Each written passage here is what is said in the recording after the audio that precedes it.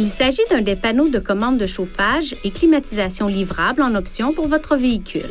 Si votre véhicule est équipé d'un système de chauffage et climatisation différent, consultez votre manuel du conducteur pour obtenir de plus amples renseignements.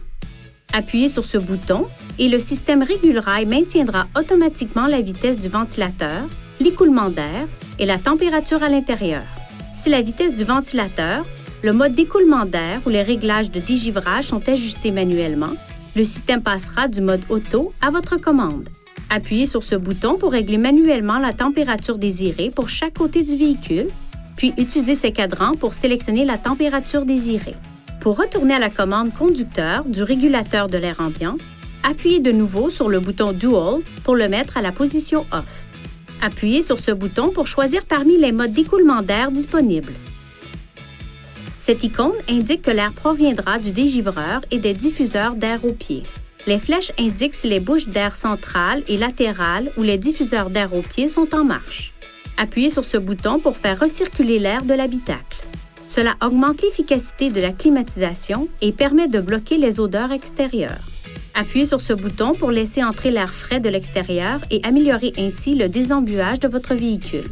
Appuyez sur l'un de ces boutons et maintenez-le enfoncé pendant 2 secondes pour régler la commande d'admission d'air sur automatique. Ces témoins clignoteront 2 fois. Appuyez sur ce bouton pour activer ou éteindre manuellement la climatisation. Dans des conditions chaudes et humides, une brune visible peut sortir des bouches de climatisation lorsque la climatisation est activée. Cela n'est pas un signe de mauvais fonctionnement.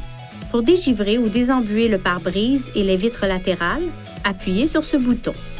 Ce témoin du bouton de climatisation peut aussi s'allumer parce que le compresseur de climatisation est activé pour assécher l'air et améliorer le rendement du désembuage ou du dégivrage des vitres. L'air peut encore être chauffé lorsque la climatisation est activée. Pour le dégivrage du pare-brise, réglez la température à la chaleur maximale et le ventilateur à la vitesse élevée. Appuyez sur ce bouton pour dégivrer les rétroviseurs extérieurs le cas échéant. Si elle n'est pas désactivée manuellement, cette fonction se désactivera automatiquement au bout d'un certain temps. Un capteur de température se trouve en haut du tableau de bord.